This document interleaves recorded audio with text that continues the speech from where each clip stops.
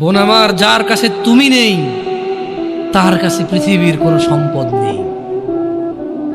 বোন আমার, 12 বছর 15 বছর বয়সে তুমি কেন বিবাহের পূর্বে আরেকজনকে তোমার শরীর ধরতে দাও? আর যুবক ভাই আমার, কি বলিস কি তুই?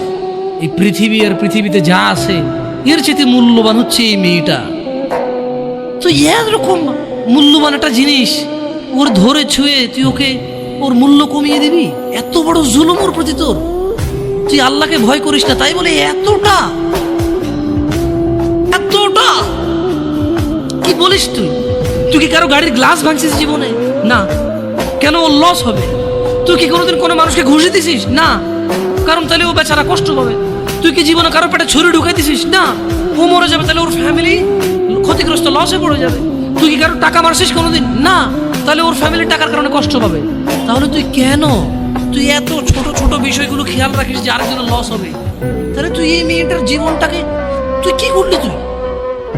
তুই পুরো পৃথিবী আর পৃথিবীতে যা আছে সবকিছু বিক্রি করলে যে সম্পদ হবে, সবকিছু অর্জন করলে যে অর্জন হবে, এর চাইতে মূল্যবান তুই ওর